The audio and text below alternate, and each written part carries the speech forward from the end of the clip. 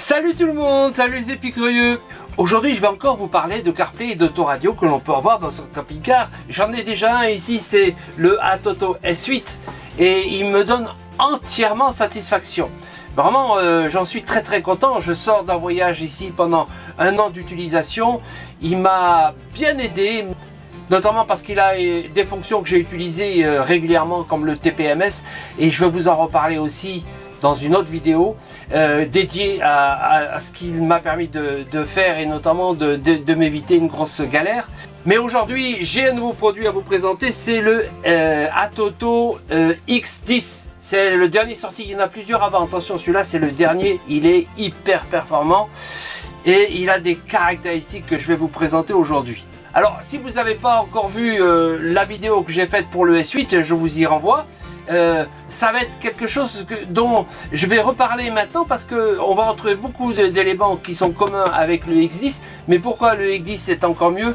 Eh bien ça, c'est ce que je vais vous dire dans la suite de la vidéo. Si ce n'est pas encore le cas, n'oubliez pas de vous abonner, de mettre des commentaires, de mettre des likes. Merci, à bientôt. Eh bien oui, celui-ci est mieux, et beaucoup mieux. Alors je sais pas encore si je vais le remplacer ici, parce que en fait j'ai un frère qui a un camping-car et qui a vu ce que j'avais avec le S8 et qui était très intéressé. Et du coup, quand ATOTO m'a proposé de recevoir et de tester le X10, eh ben je me suis dit bah oui, c'est peut-être intéressant pour mon frère, car moi je suis déjà satisfait de celui-là. Alors en fait j'ai pas encore déballé, et je vais le faire devant vous, voir ce qu'il y a dedans et voir en quoi c'est intéressant éventuellement de le remplacer ici. En fait, j'ai pas encore fait le choix. Est-ce que je vais garder celui-ci ou est-ce que je vais garder celui-ci? Dans les deux cas, de toute façon, il y en a un qui sera content, ce sera mon frère qui va récupérer l'un des deux. Alors, lequel? Eh bien, c'est ce qu'on va voir lorsque je vais déballer ça et de voir dans quelle mesure je peux l'installer ici sans difficulté. Parce qu'à vrai dire, je vais vous faire un aveu. Si jamais il faut que je transforme trop de choses dans mon installation actuelle, eh bien en fait je vais peut-être garder celle-là qui me donne tout à fait satisfaction, et je vais donner tout cet ensemble à mon frère. Mais avant cela, je vais vous faire quand même une présentation sur les grandes lignes. En quoi ce X10 de chez ATOTO est bien? Alors, je vais vous donner des indications un peu dans le désordre, mais c'est tellement complet que je vais le faire de manière différée lorsqu'on aura fini de voir ce qu'il y a dedans, et que j'aurai la possibilité de vous faire une liste un peu plus complète. Mais dans un premier temps, je vais vous dire.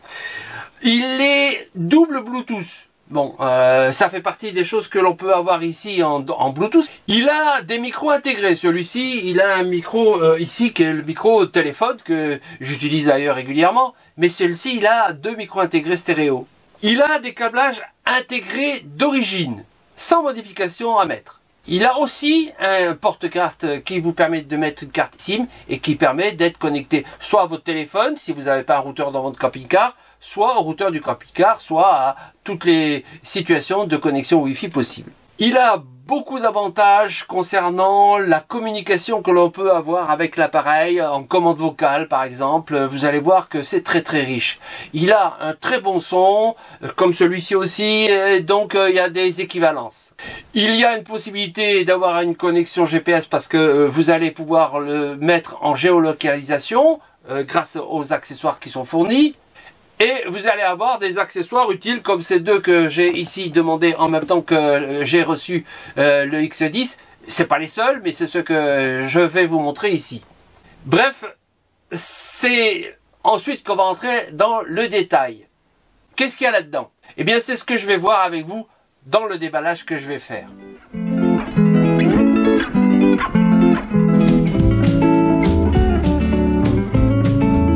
Alors ce CarPlay, il a l'avantage d'être sur un très grand écran, c'est un 10 pouces. Que l'utilisation de cet écran est différente, notamment on n'a plus les boutons ici, mais on a deux micros. C'est du stéréo. À l'arrière, toute la connectique. On va regarder à quoi ça correspond.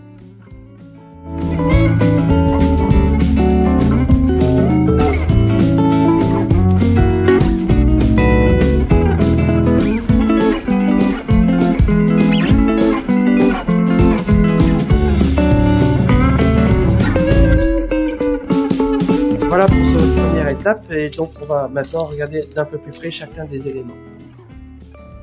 Et bien me voilà maintenant dans le camping-car prêt à l'installation. J'ai repris ici tous les éléments que vous avez vus dans le déballage et je vais être plus précis maintenant, plus pointu on va dire, sur l'installation. Alors je vais tout de suite vous montrer le petit boîtier double DIN et qui est emboîté facilement ici et que l'on va placer là-bas à la place de ça ici et qui est tout à fait adapté puisque en fait c'est des dimensions standards hein. Donc lorsque on mettra ça, on pourra faire une finition avec les cadres qui sont fournis ici et avec les pattes de fixation si on en a besoin. Bon, alors ça, pour l'instant, je vais le mettre de côté parce que je vais pas m'en servir, mais je vais vous présenter ici la connectique possible et voir comment on s'y prend. Alors, ça, c'est l'écran 10 pouces qui a l'avantage d'être grand et donc bien visible. Et si je le compare par rapport à celui-là, vous allez voir qu'il est exactement identique. Regardez, il est exactement superposable, exactement de la même dimension. Donc, c'est un grand écran et lui aussi, il sera très lumineux comme celui que vous venez de voir. Alors, je vais le mettre à l'envers pour vous montrer à quel point c'est tout petit. Regardez, c'est réduit et ça va permettre d'avoir tout directement ici. La partie qui est ici, qui dépasse, ici, c'est celle qui va rentrer dans la partie noire qui est ici et qui sera dans la boîte, dans le double DIN. Alors il faut faire attention évidemment, comme pour celui-ci, d'avoir un écran qui vous cache pas des éléments importants tels que le bouton de détresse, etc. Donc il faut faire attention dans votre camping-car. Ça c'est possible dans le Ducato, mais c'est sûrement possible ailleurs. Alors je le retourne pour vous montrer toute la connectique qu'il va falloir mettre ici. Alors, tout cela, ça rentre là-dedans et on peut pas se tromper. C'est que des connexions avec des trompeurs, on peut pas se tromper. Alors dans les connexions possibles selon le modèle que vous avez, il est possible d'avoir des faisceaux utilisables en fonction de ce que vous avez vous, selon la modernité en fait de votre camping-car. Et tout ceci, ça va pas être utile pour moi. C'est des connexion possible avec des ports pour ceux qui en ont besoin. Moi j'en ai pas besoin. Il y en a un que je pourrais utiliser, c'est celui-ci, mais je préfère utiliser celui-ci. Vous voyez qu'il y en a un qui est noté A et l'autre B. Eh bien, c'est simplement lorsque c'est un choix que l'on va faire. Moi, je vais choisir la connexion B parce que c'est celle qui me permet d'allumer automatiquement le CarPlay lorsque je mets le contact. Donc, c'est un choix que vous pouvez faire aussi. Si vous voulez pas, vous mettez l'autre. Moi, je vais prendre celui-ci. Alors, lorsque on va le brancher, eh bien, il va se brancher directement. Vous voyez, ici, il y a un détrompeur. Je vais le mettre directement devant vous. Alors c'est peut-être pas la première chose à faire, mais bon, après ici je vais vous montrer comment on va le brancher sur le tableau de bord, parce qu'en fait il suffira de brancher là et c'est déjà fini ça. Alors pour le reste, alors tous ces accessoires qui sont là, je vais vous les expliquer et vous les mettre en même temps. Alors un peu dans le désordre, hein. Par quoi on va commencer? N'importe quoi. Par exemple celui-ci, ça c'est la commande au volant. Vous voyez, on a la commande au volant, on peut le détacher, c'est aimanté, le fixer au volant en le passant autour, ou le fixer sur un aimant que l'on va coller ici en fait sur le tableau bord là où on a envie, et il faudra auparavant mettre la pile de boutons qui est fournie avec pour le faire fonctionner. Donc ça va permettre de mettre la radio, de passer, vous voyez par exemple ici on peut passer à la radio suivante, on peut couper le son, on peut, enfin bref, on peut parler au téléphone par exemple en cliquant ici, etc. Donc c'est très très pratique, je m'en sers. Hein. Donc ça communique avec ça, et ça ça se place ici. Donc je vais le mettre en même temps que je vous en parle, comme ça sera fait. Et voilà dedans. Alors passons maintenant par exemple à celui-là. Alors ça c'est une connexion pour une prise USB, tout est marqué. Hein. Une prise USB par exemple c'est là, c'est marqué pour faire du storage USB. Alors vous voyez qu'il y a, une connexion avec 4 plombs. Si je regarde ici, il n'y a que là que c'est possible, donc ça va aller là. Alors faut pas que je me trompe, il y a le détrompeur. Voilà. Eh bien, je continue avec tout ce qui est blanc ici. Tiens, voilà, par exemple, celui-ci, c'est quoi? Ça, c'est la caméra arrière. Alors, il y a ici, je l'ai branché à l'avance, la rallonge, qui peut permettre d'aller tout au fond de l'autre côté du camion. Ça va aller vers le tableau de bord. Et ça va aller vers la caméra arrière que vous allez placer à l'arrière de votre véhicule. Et vous allez voir que il n'a pas seulement la fonction de donner des images, il va permettre de donner d'autres informations pour la sécurité de votre camping-car et pour les chocs et pour les vols, etc. Puisqu'il fait aussi traceur. Et vous voyez que c'est connecté à un câble double ici parce qu'on peut mettre aussi une caméra avant, ce que j'ai pas ici. Et donc là, regardez le détrompeur, il y a 8 plots. 8 plots, c'est quoi? C'est celui-là. Je le mets à l'envers.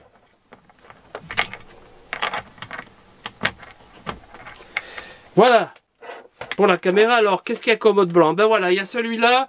Celui-là, il en a 6 et ça correspond à aussi un USB extérieur. Vous allez voir que ça peut servir, par exemple, pour mettre le TPMS que j'ai pas ici, mais que j'ai dans l'autre appareil. Et donc ici, je vais le mettre là où c'est possible à 6. Le voilà, je vais mettre ça là. Voilà, bon, ça je vais pas pouvoir vous le démontrer aujourd'hui. Alors j'ai celui-ci. Alors ça c'est pour le DAB+. C'est à placer sur le pare-brise. Ça vous le placez sur une partie métallique dans le haut, à droite, à gauche de votre camping-car. Moi je l'ai mis à droite par exemple. Ça se met sur la partie métallique. Ça se met sur le pare-brise. C'est autocollant. Et ça avec la rallonge, vous l'amenez jusqu'à l'appareil ici. Et donc, voilà. Là on peut pas se tromper non plus. Là c'est... Ah, le voilà, je le voyais pas. Le blanc avec le blanc. Et voilà que le détrompeur, ça se met comme ça. Ça se branche comme ça. Voilà, ça c'est fait. Il me reste quoi? Oui, alors. Maintenant, ça c'est pour la connexion Wi-Fi et le GPS. Ça c'est l'antenne. Et donc, vous voyez, on peut avoir ici des connexions 4G. Et avec le Wi-Fi, l'antenne Wi-Fi qui est là. Eh ben, qu'est-ce que c'est? C'est bleu. Où c'est qu'il y a du bleu ici? Où c'est qu'il y a du bleu ici? Eh ben non, c'est du bleu et du violet. Eh ben ça va aller ici. Allez, on va brancher comme ça. Et voilà, ça c'est fait. Qu'est-ce qui me manque? Ah, il me manque ça. Ça c'est... Ah oui, alors ça c'est intéressant. C'est pour avoir une carte SIM. Là, il faut il faut le petit aigu pour l'enlever et pour mettre votre carte SIM pour avoir une connexion Wi-Fi avec votre propre carte SIM si ça vous intéresse. Alors ça va aller où? Eh bien c'est la position noire, le voilà, il est ici. 6 plots avec le détrompeur, on peut pas se tromper. Et voilà. Et on aura aussi la possibilité de brancher l'antenne radio lorsque on va le mettre dans le tableau de bord. Et il ne faudra pas oublier la possibilité de mettre des manettes de jeu, par exemple, avec la fiche HDMI ou d'autres connexions possibles grâce à toutes ces fiches qui sont des fiches directes. Regardez, j'ai fini l'installation. Tout ça, j'ai plus qu'à le brancher sur mon tableau de bord avec la connexion tout en un. Et c'est fini. Ben, c'est ce que je vais faire devant vous. Alors me voilà devant mon ancien S8, là je peux le retirer, vous voyez qu'il a toute la connectique est là. Alors là, vous voyez, tout le moteur il est là. Dans les anciens X10, c'est pareil. Donc si vous avez le modèle antérieur à celui-ci, vous allez avoir l'équivalent ici. Et là, l'équivalent aussi que vous avez, c'est toute la connectique. Vous remarquez ici que dans le S8, il y a aussi pas mal de choses. Alors moi, pour cette démonstration, je vous montre ici que le boîtier qui est là, il va rentrer là-dedans avec les fixations, il n'y a pas de souci.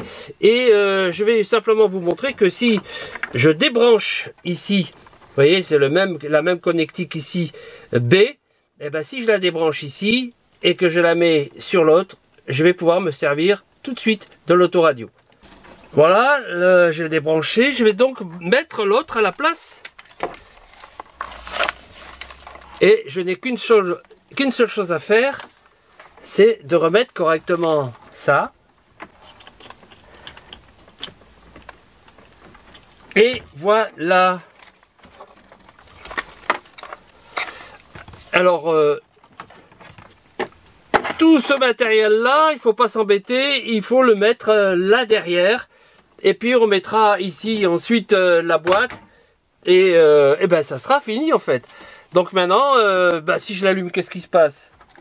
Et ben qu'est-ce qui se passe? Il se passe qu'il s'allume pas, même si je mets le contact. Vous voyez, là j'ai mis le contact, il s'allume pas. Tout simplement parce que dans l'alimentation que j'ai ici, le fil rouge qui est ici, le fil positif, il faut qu'il soit relié à l'alimentation qui est là. Et c'est ce que j'ai fait pour celui-ci, ça marche très bien. Sauf que il faut que je fasse l'installation ici, que je défasse celle-là pour la mettre là. Et en fait, je n'ai pas envie parce que je vous l'avoue maintenant, garder celui-là et donner celui-ci à mon frère qui en a besoin, parce que c'est plus simple pour moi tout simplement et que je suis déjà très satisfait de celui-là. Alors ce que je vous propose, c'est que plutôt que de faire la connexion globale, vous avez vu, il n'y a pas grand-chose parce que tout est déjà là. Hein. J'ai rajouté ici l'antenne radio qu'il faut aussi rajouter ici. Il faut cet embout parce que là c'est pas adapté.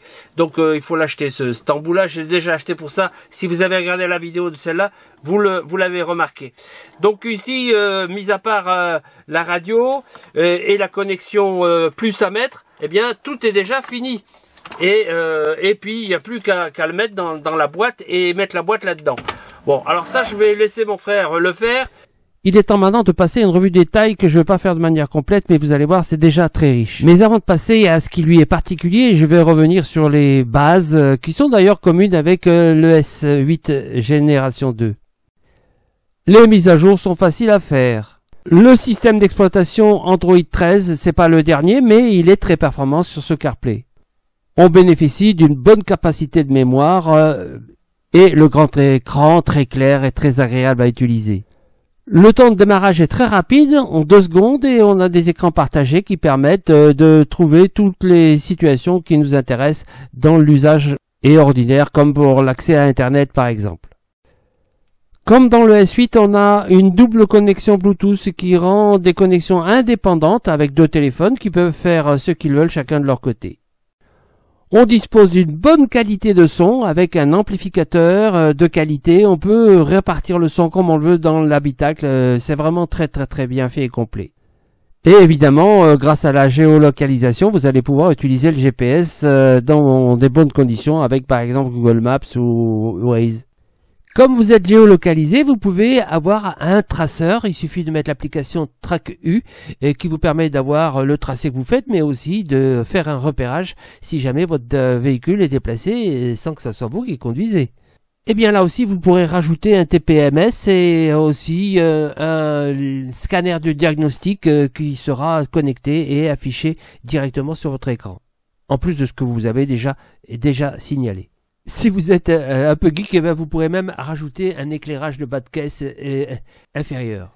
Grâce à la prise HDMI, vous pourrez y brancher des manettes et jouer comme sur une tablette, mais sur votre écran de CarPlay. On arrive à des choses qui ne sont pas présentes sur le S8, par exemple ces caméras avant et arrière qui vont vous permettre d'avoir une information sur des événements qui peuvent arriver, sur des chocs, des accidents et des enregistrements qui peuvent se faire systématiquement.